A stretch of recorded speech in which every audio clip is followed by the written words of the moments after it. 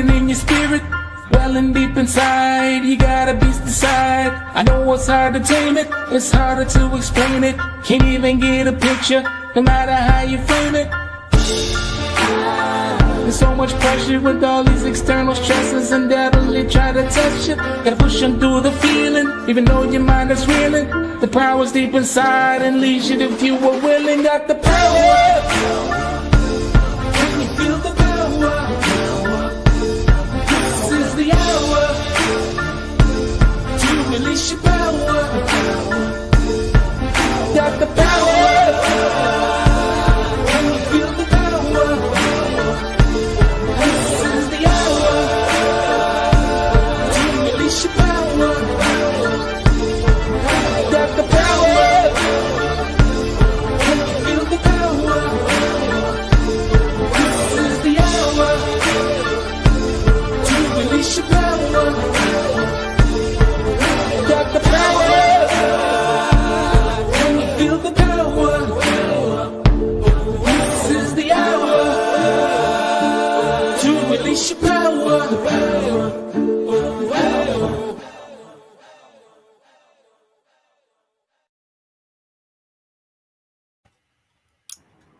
Welcome into another episode of the Power Shut Up podcast. And for those who don't understand how we are dedicated to this, it's really early in the morning in Washington, D.C., because our guest is over in India and we wanted to make sure that she had a space here. So I am up early in the morning so I can make sure, because I know she's a busy woman. But before we get started, I wanted to just say welcome to season 3. You all know that we've been doing this for a little while, and actually our guest that's here with us today actually has been with us on another platform I had called Luncheon with Lisa. So we're excited to welcome her to the Power Shut Up. And we're going to talk about education and parenting. And this is a global conversation. So I wanted to first say happy birthday to anyone who is celebrating a birthday today or this month. Happy birthday. And I also wanted to say happy anniversary to those who are celebrating a little love. I always love to celebrate love. Also wanted to send up prayers to those who are going through some difficult times. We all know that there's things going on that people are struggling with. So I wanted to make sure that you all know you're not forgotten. You're not alone. I myself have been going through some things this year in the areas that we're going to be talking about. So it's a time for us to just pray for one another. So thank you for tuning in. And I think this will be a great conversation. But before we go into the conversation, I wanted to actually introduce you to our guest. So I'm going to tell you a little bit about her. And please, Dr. Shauli, let me know if I said something, pronounced it wrong, and pronounce your last name for me. Yeah, it's Mukherjee. Mukherjee. Yeah. Okay, if I mess it up, please forgive me. I'll just get her to say it so y'all know, because I don't like to mess up names. Believe it or not, people mess up my maiden name, which is Dove, which seems very easy to say, but sometimes it gets messed up. But I wanted to welcome our guest, Professor Dr. Shauli Mukherjee.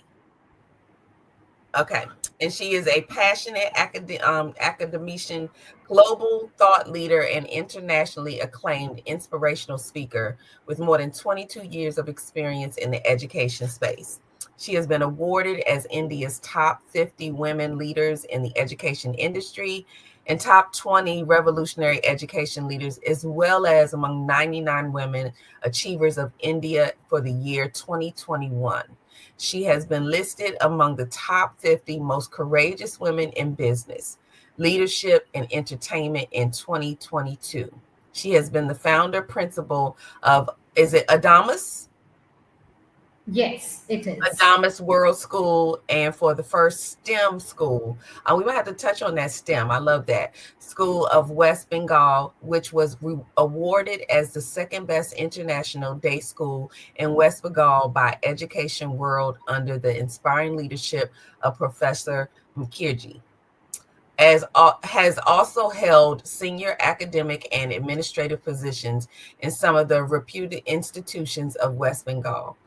Professor has 60 plus publications in Scopus indexed in other international journals, along with patents, copyrights, educational psychological skills, authored and edited books to her credit. She has been featured in 50 plus national and international journals, newspapers, and magazines, including cover features.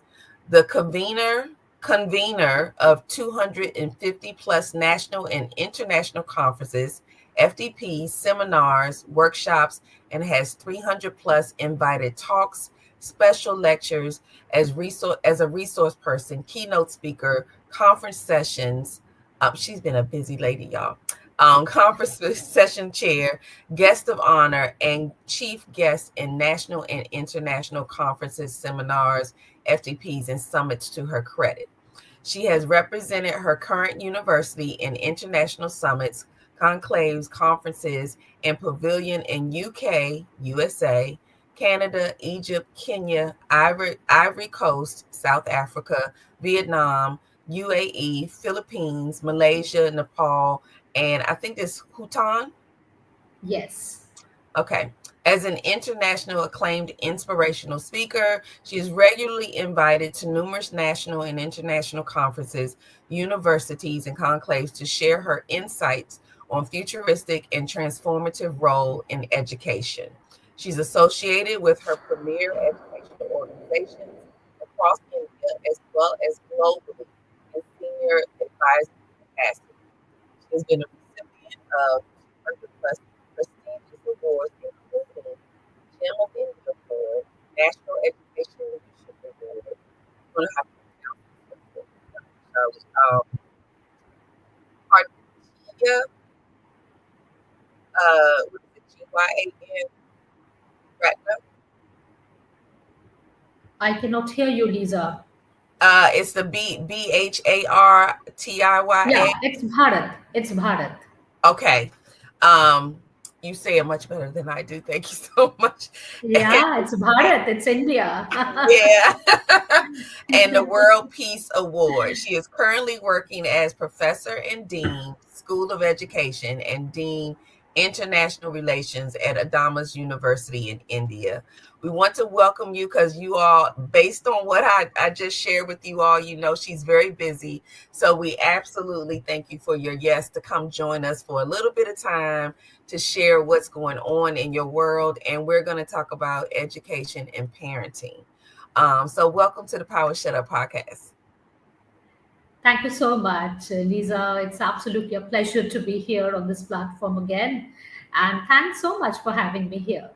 Absolutely. That was an easy button for me. I'm glad to have you back because I think education is something that we could talk about any day, all day. And I wanted to know, I know it's been a while since we talked, but because education has been a hot topic, especially in 2025, I know here, I wanted to kind of pull you in and see what kind of things have been happening since we last talked about education. And I think we did tap into parenting as far as the roles that parents play in educating their kids and some of the differences here versus in India. But share with us a little bit about what's going on with you, because I'm not sure if you were the dean back when we talked the last time.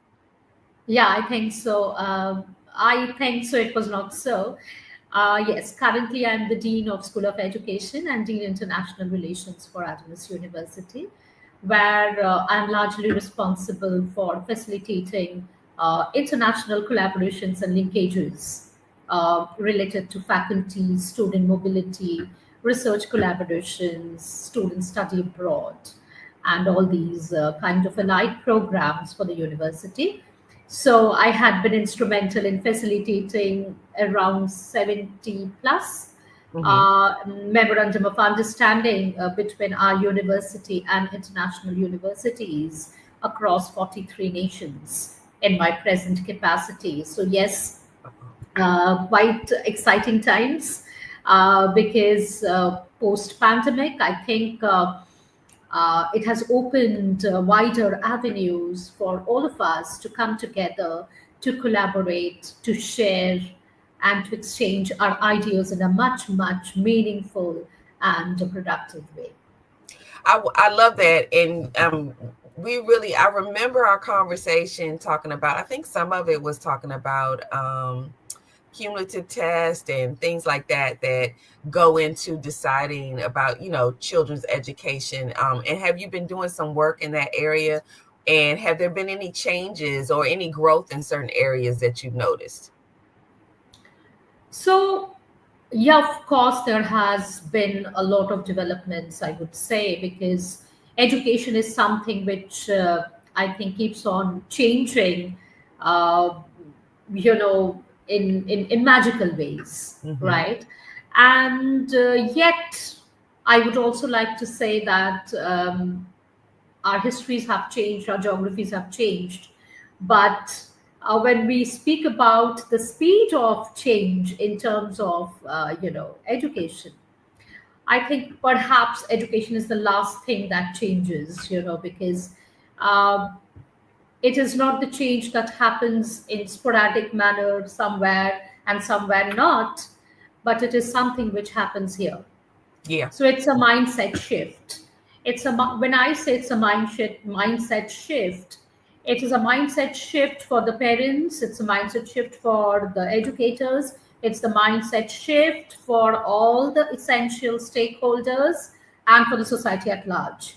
So I'm sure you would agree that a lot of changes can take place superfluously, but when Mm-hmm. it comes to a mindset shift, that is a kind of a shift which takes a lot time. And education is actually related to a mindset shift. So, uh, well, things are on the positive track. I Mm-hmm. can I can tell you that, but the way in which it should have changed has not yet happened.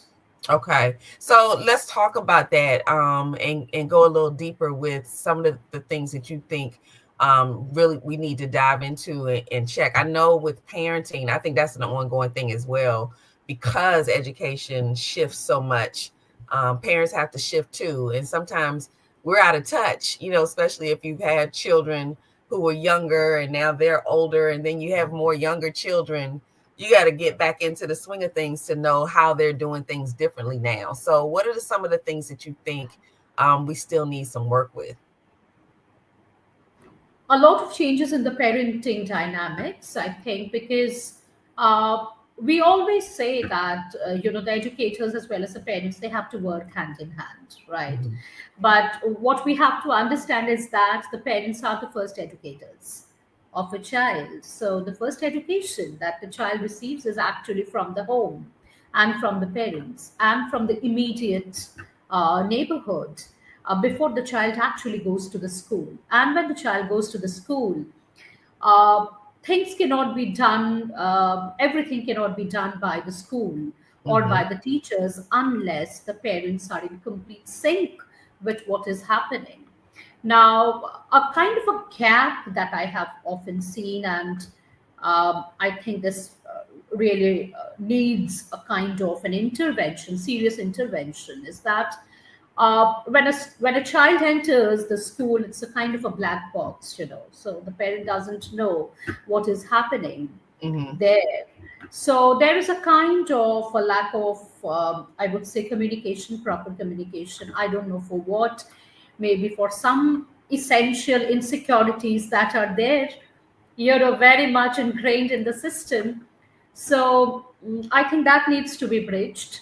Okay. And we have to understand that education is not formal education that happens in the schools. It's all kinds of education, formal, informal, club together. So only when both educators and the parents will come together can the education of a child be meaningful and productive and in the true sense possible. Well, and I like the fact that you talked about that, all education, which is very important, that all education is definitely not formal. And I think sometimes, as parents, as educators, we forget that there's a bridge there that has to be met. So, if you just go all formal, there are going to be some things that are missed, because it's true, education is not always so formal. And a lot of things that you pick up on as, well, I would say students or kids, we're informally picking it up before we ever touch anything that's very formal. And do you think that the parents are hesitant in bridging that gap with educators because they don't know the changes, and so they're kind of intimidated. Because it's kind of like sometimes when parents come into the situation, they feel like that they're actually the student, and the student may know even more than they do. That can be intimidating sometimes. But what are your thoughts on that? My thoughts and my take on this is a little bit different, because I think that see, in almost every countries, when uh, would want to become a teacher, or you would like to embrace the profession of teaching, Mm-hmm. you would definitely undergo some kind of training and certifications, right? But unfortunately, there are no parenting manuals as such, and there are no certification courses for the parents. So it is a given that once you are married, and then you will be get children, and you will be having children, and then you will become parent. I mean, today I'm not a parent, then very next day I will become a parent. So it's like almost in a span of 24 hours, my entire identity changes and shifts. But nothing actually shifts in my mindset, and Right. nobody can actually. I mean, there is no place where I can actually go as a new parent to learn the art of parenting or the science of parenting, if I may say so. And I think more than a manual, what I believe is that consciousness is something which is very important. So we speak about conscious parenting, Okay. which says that uh, you are actually not raising a child. When you have a child, the child is actually raising you. So, Okay. and each and every time there is a kind of a parent-child dynamics happening, each and every moment of that is actually a potential learning opportunity for the parents to revisit and to rethink and to rework on themselves more. So it's very less about the child and it's more about yourself. And it has got a lot of things to do with our own awareness and our own consciousness. And if I say the same thing about the parents, I'll say the same thing about the teachers as well. So the Mm-hmm. teachers will come with specific training certifications. Uh, it can be short term, it can be long term. In some of the countries, advanced countries, there are 2 years, 3 years, 4 years of degrees that you need to earn before you actually step into the profession of a teacher. But uh, that will actually teach you the skills of teaching. But what about your consciousness? Because a teacher is in touch with the child in a way in which no other person will be in touch apart from the parents. So your consciousness has to be absolutely in the proper place when you are dealing with a life and Yes. when you're impacting that life, because it is less about what you are teaching as a subject to the child, and it's more about the kind of an impact that you are creating by just being with the child, by just being near the child, just by your presence, just by your conscious self. So I think, be it teachers or parents, I think we need to work really, really hard on ourselves. And as I always say, even as a mental health advocate, I always keep on saying this, that you can never heal another person or another life unless you Hmm. are healed yourself. So it goes the same with parenting and teaching, I think. So a lot of work needs to be done on ourselves. The serious work needs to be done, and that often doesn't happen, Lisa. To be very true and very honest, because you can work on some outside assignment or any kind of work that has been given to you by somebody else, but Mm-hmm. when you start working on yourself, you are actually in touch with your raw self, and that is so very difficult and so uncomfortable to deal with, and I often people absolutely agree with work that. on that. Yeah, well, and I agree with that across the board. That that's probably one of the scariest things for a lot of people, um, because once you become self aware, then that automatically means that you got work to do. And that's where people get nervous. And it comes with parenting, it comes with interacting with other people on the job. So I absolutely agree. And I love the concept of consciousness, because I do agree that before you enter into any kind of teaching space or mentoring or whatever it is, if you're not in a space where you can be open to not only share but receive, it can hinder what's about to happen, and it can affect, I think about it can affect things, because I think about my relationships with my teachers as a young child and how powerful they were. And I still have those relationships as of today, and I am almost 60 years old. But I remember those relationships because it was a combination of parenting, friendship, teaching, all of that wrapped into one. So it kind of, when you were talking, I was thinking about how powerful, and I think this is what's missed probably across the board, how powerful a teacher really is.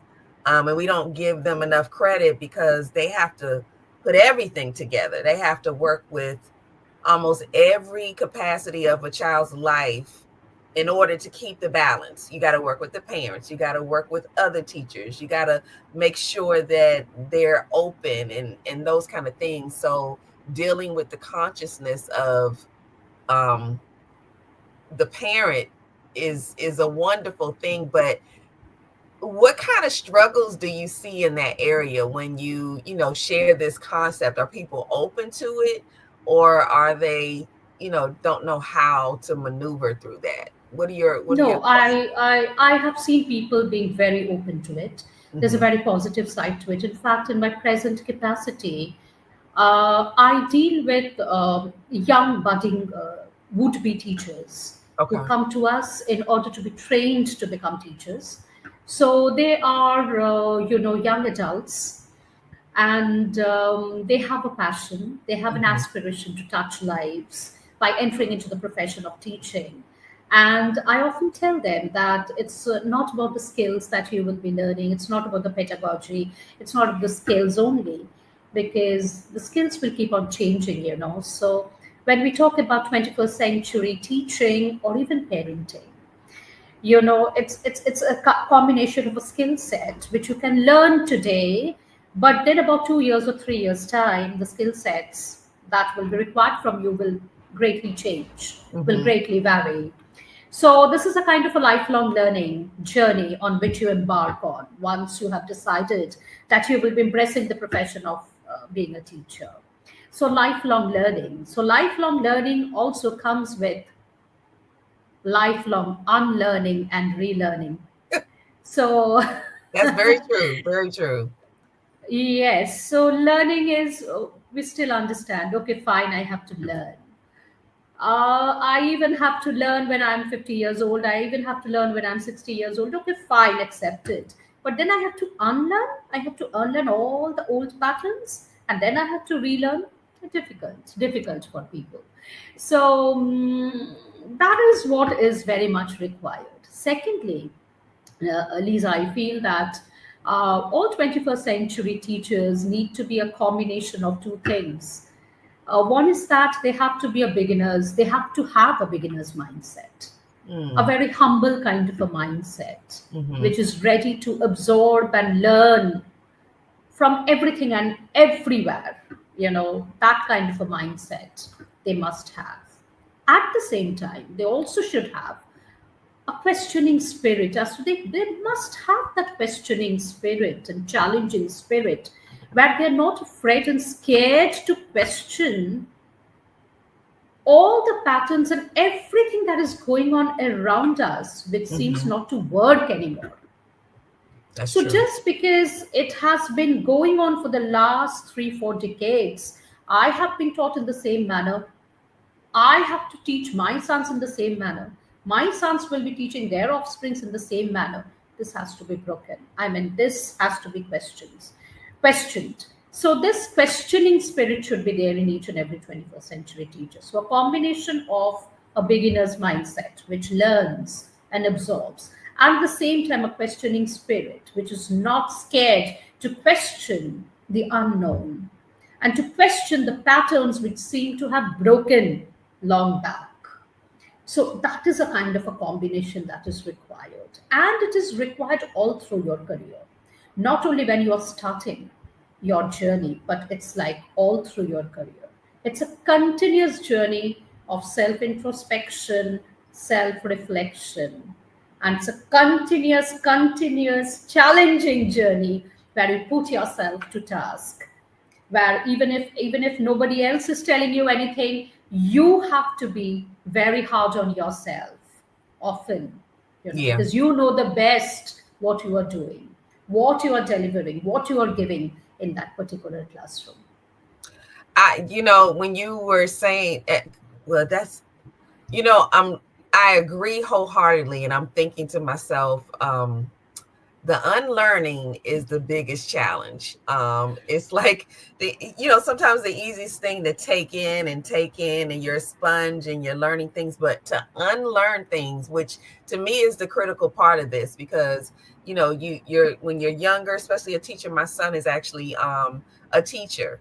And I think about where he was when he first went in, and you're kind of green and you're trying to figure things out and you're kind of quiet, and he had to unlearn that you just can't sit around and not speak. You got to speak up, you got to ask questions. And as he's grown over the years, what you're saying is exactly how he becomes that better teacher, because you have to adjust and readjust. But I will say that the unlearning part is huge.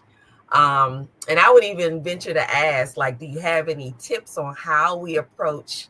Because I think this is a good one. Like, how do we approach unlearning something that has been a habit and within us for so long and wasn't wrong in the moment, but now it just doesn't work?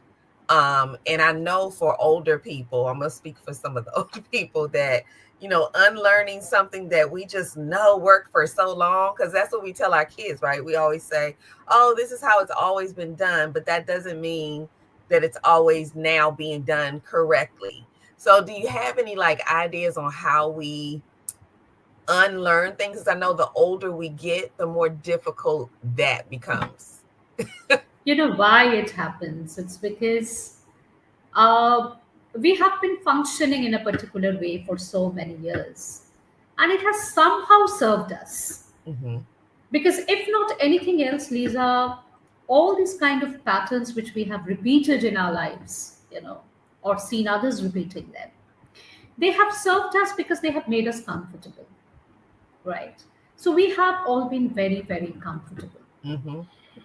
and very difficult to put ourselves in a kind of a situation which takes us out of our comfort zone and tells us that you have to be face to face with your raw self, and now you have to know what are the gaps. You have to actually address a lot of unhealed parts that are there within you, a lot of wounds which have not been cared for, and now you have to actually be face to face with that, and you need to Mm-hmm. address that. You need to bring that to the fore, you need to bring that into the open, because unless you are authentic, I always believe that even in parenting as well as in teaching, if you're not your authentic self, Mm-hmm. it's very, very difficult to forge any kind of relationships. Because if you are going around in your inauthenticity, then you will be attracting inauthentic relationships in your life. It can be a parent child relationship, it can be a husband wife relationship, it can be a relationship of friendship, it can be any kind of relationship. Because only an authentic person will attract authenticity. So, Mm. being authentic is very, very important. Being your real self is very, very important. Again, when I say being your real self, it means that dropping your ego, right? And we are so very attached with our ego because it has served us well for so many years, Right. right? So it has, it's a kind of one of our favorite masks that we have put on.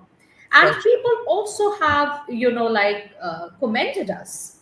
for that kind of a mask, or we have been appreciated for putting on that mask. So that mask has served us well. So now if I have to put off that mask, and if I have to show my real self to the world, I'm scared. I'm Mm-hmm. absolutely, definitely, I'm scared. I'm insecure. I don't know what's going to happen. I'm very, very apprehensive. But we have to think about one very essential thing, that inauthenticity will bring in inauthenticity, and authenticity will attract authenticity. So, as parents, we need to be pretty much open to our children. And I don't believe in the fact. Mm-hmm. Uh, just few days back, I was having this conversation with my husband. So, where I was telling him that I don't believe in the fact that we as mothers, we need to put on our best selves always in front of our children, so that they can see us as some positive role models by sacrificing our authenticity. Mm. Days when I am at my lowest, days when I am very, very vulnerable, you know so I want my kids to see that side of me. I don't want my kids to put me on a kind of a pedestal because I'm their mother. No, I never want that, because if I do that, that is the kind of an image that they will carry, That's right. about me for the rest of their lives, and they will never know the real person who was behind the mask of a mother. So, whether you're a parent or a teacher, you have to bring your authentic and real self out, I think, and that's a difficult task. That's great work, I think. I absolutely agree. And I think that's the whole word, because I think that we give them a misconception that we can do anything and that nothing's supposed to hurt, nothing's supposed to be hard, because we make it all look easy and we're always smiling and happy. And I am of the same understanding that I think your children need to know that there are times when you are tired, you are exhausted, and those are the moments that you can teach them that there's a time to rest and there's a time to work. But if you're always working, working, working, working, then they pick that up, and they never learn to rest. And I don't think it's intentional all the time, but I do think that at times we've seen our parents just go and keep moving and keep moving. And so we want to mimic that, especially if we're like, oh, okay, they got this, they did this, so I have to do it too. And then we never learn to sometimes just take a seat, and we don't feel so guilty about sitting still. I know for me, that was hard, to just stop moving. Even at times now, I'm struggling with, if you're sitting too still, I'm feeling like I'm not being productive, like something needs to be Mm. happening. And health wise, that's just really important, because we can't move 24 hours a day, all day. We do have to take a moment to just breathe. And I will say, in my later years, I've learned to just kind of be in the moment. Um, and embrace what's around me without thinking about what I have to do tomorrow or the next hour. Which is, I love, I have a grandson who's 6, and those moments when I just get to go watch a flag football game or taekwondo or whatever it is, I'm just in those moments. I don't think about anything else. I just want to take a picture, do something fun. And I think parents don't do enough of that. So I love that you said take off that mirror. That mask, because we start to in certain, we start to believe the hype that we created for ourselves. We're just like, yes, this is who we are, and we know that. In 5 minutes, when we, walk away from the screen or whatever, we're just like, oh my gosh. So I love the authenticity that you speak of. And I do think that that's very important. And to be very transparent, I think that a lot of people don't walk in that space. We think we know. I talked about this in another show I did actually yesterday, where we think we know, but sometimes we have no idea. And with that, I would like to kind of confession here, but when you think about it, when you don't show up in your authentic self, and then something happens with that mask on that you're wearing, and somebody reacts or treats you a certain way based on the mask, and then you're upset. It's like, can you really be upset because this is what you're presenting outwardly? So can't really get mad if you're not showing how you're really feeling in the moment or whatever it is. So I love that concept. I really do. And I love the fact that you said that people are very open to it, and receptive to that. It taps into, like you said, the healing of self-awareness, which is much more important. In order, before you step into somebody else's space, you have to kind of be okay with you, right? So to me, Absolutely. you were pulling out that mirror for people. You're like, okay, take a look. Why they're open, I think, largely because uh, that actually resonates with them. I mean, that is something which is very true for most of us. And as you said, that when we sort of show our real selves and the kind of sometimes the kind of backlash that we receive, you know now those are the times, those are very important times, decisive times for us to help us decide whether we put on our masks again Mm, or we decide to let that go. throw it away. Because, yes, because more than the kind of validation that you're seeking outside, I Mm, think the most important validation will actually come from within. Because if you are not in tune with your real self, how can you even expect others to accept your reality or your authenticity? Because you are only not accepting your authenticity. You are only scared of your authenticity. So never expect that from the outside world. And at times when you continuously do this, you become very comfortable in your own skin, in your own reality, um, dropping your ego and dropping your mask, then you sort of, I think, you start believing in the fact that outside validation does not matter. yes. What you think about yourself, that is very, very important. Because Lisa, what I feel is that the demons are always there here. It's never outside. That's So right. we continuously fight battles within us. We think that the battles are always outside of us, but actually, the real and the terrific battles are actually within us. So it's those words that we keep on telling ourselves that nobody hears. You know, Yes. we keep on those self-talk, those negative self-talk that Yes. has become a pattern with most of us. We show the strong side outside, but we are battling a lot of insecurities inside, right? So So true. those are the kind of battles that we are fighting, and what we are achieving from those battles will actually determine our mental health, which is so very important to prioritize in today's world. I so much agree with that. And you kind of, brought in and bridged what the power shut up is really all about. And a lot of times people think, when I first did back in 2019, when I talked about the power shut up, they thought I was giving permission to people to tell other people to shut up. I was like, that's not what I'm doing. I'm literally, it's a self thing. It really is about telling me when it's time to be quiet and listen, because the first the first thought you think about when you wake up in the morning, it's you. And we do have to be very careful on how we speak to ourselves, because it shows up. We think it's someone else who gave us that, but we're really internalizing certain things. Now, it may be something triggered it, but that's where the work comes in, where we have to retrain ourselves. Even if someone says something negative, that doesn't define who you are. And I think a lot of times other people's words, we allow those to, make us who we are. We become what others say instead of doing the inside work. So no matter what you say, I know who I am.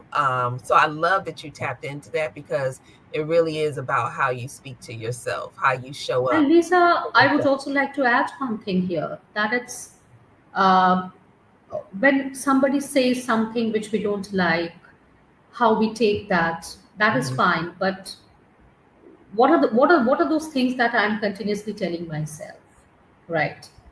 That is so important because each and every I am not talking about the level of words now.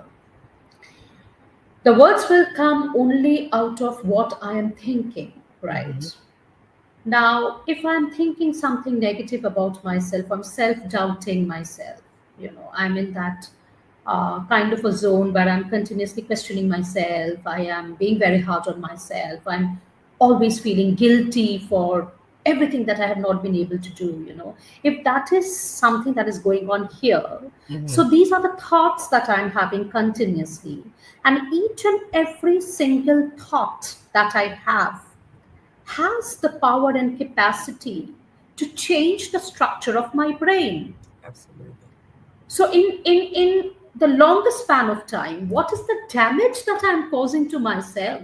What's the damage that I'm causing to my brain by Yes. thinking in that pattern, being in that zone for God knows how many years now?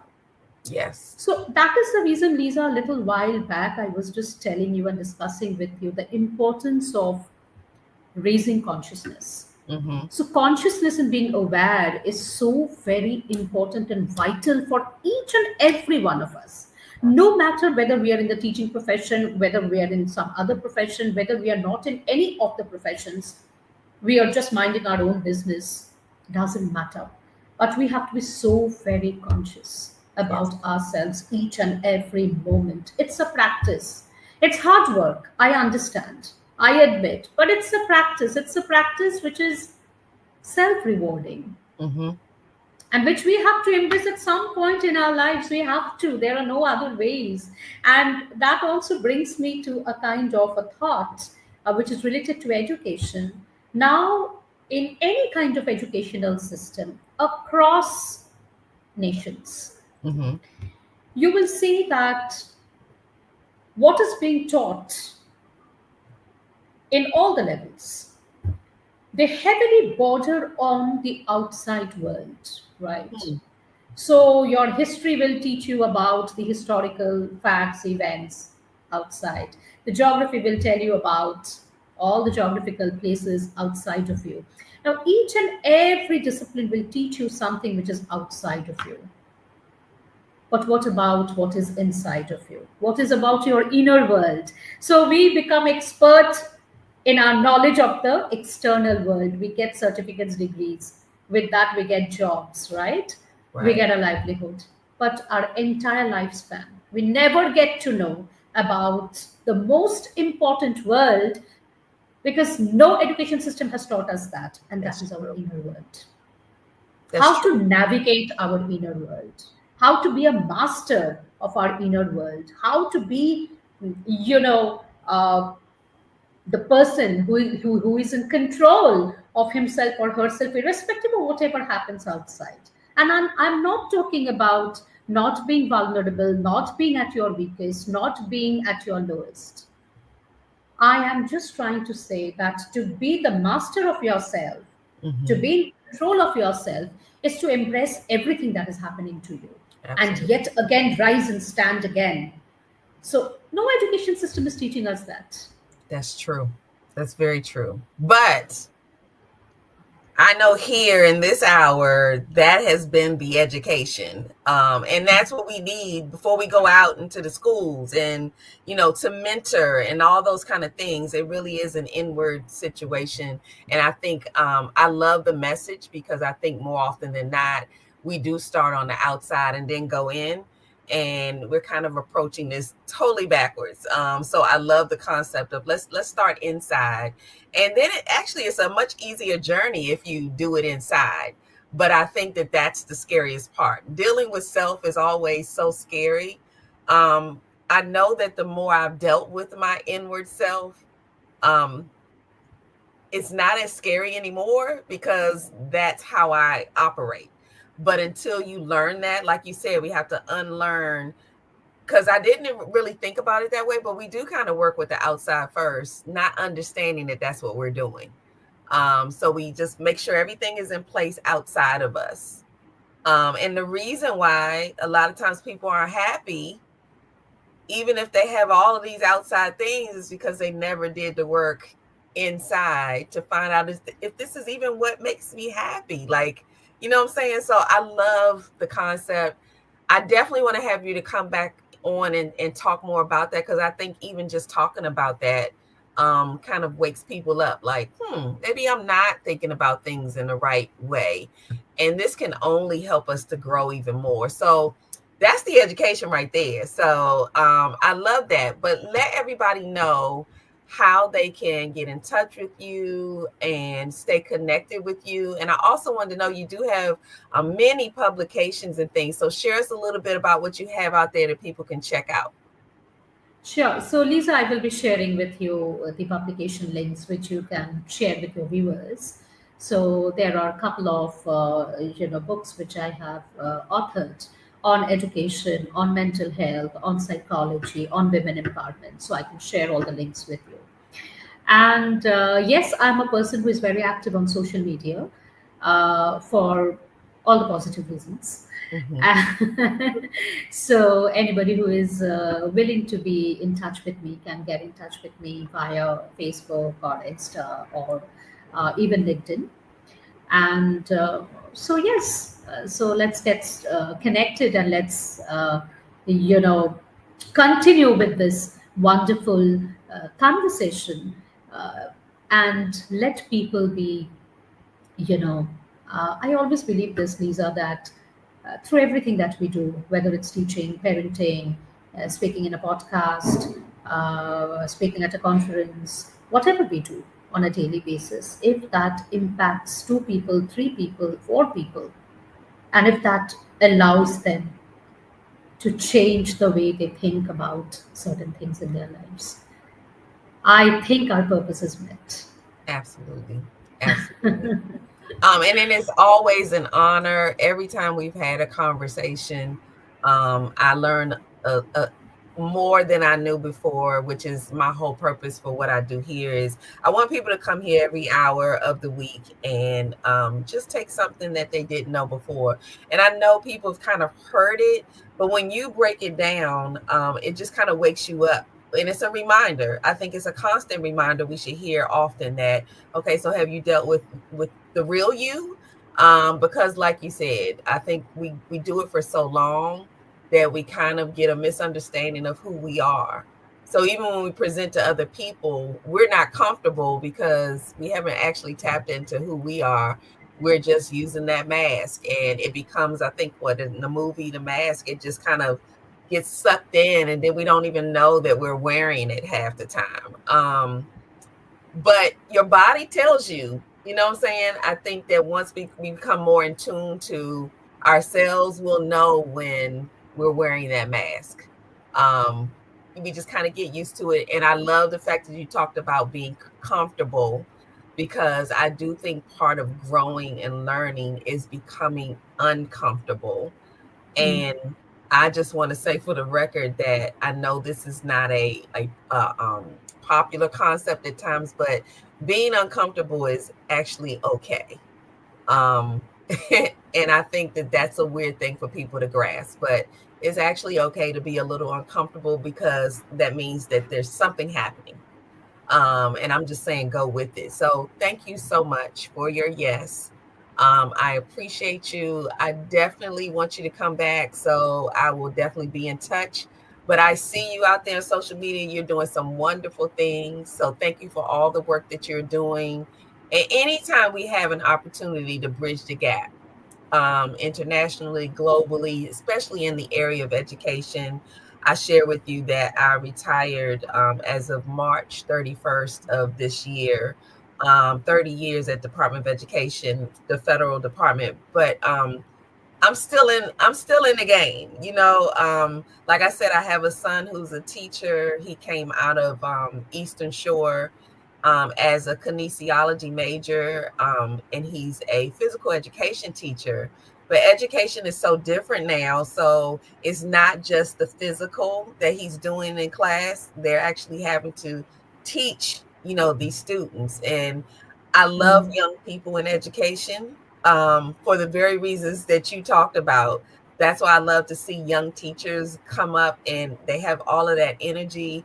I know when my children were in school, I love their young teachers because they always had these great ideas on how to get them engaged, because we can't just keep doing the same old thing. You know, what motivated me as a child is not going to motivate these children of today. So you got to make those shifts and turns. So thank you for all the work that you're doing to train up some of these young teachers that are, teaching our future. So I want to thank everybody for tuning in to the Power Shut Up podcast. I truly appreciate you. We have had an amazing year so far for season 3, and I'm looking forward to more. Next week, we have someone who is a breast cancer survivor 2 times. She's actually a friend of mine that went to Spelman College with me. And she's definitely the epitome of someone who never gave up. Just quitting was just never an option for her. So we're going to hear her testimony, and I'm excited. So let's stay connected. And I'm following you on social media. Please, you all stay connected with her on Facebook and all social media platforms. And until next week, I did want to let you all know that I appreciate your continued support with the podcast. And if you have any ideas on what you want to talk about, please let me know. We are welcoming anything that will empower, inspire, and enlighten others. So until next time, have a wonderful week. Dr. Shauli, just hold on real quick. We'll talk behind the scenes, but have a great week, and we'll see you next time.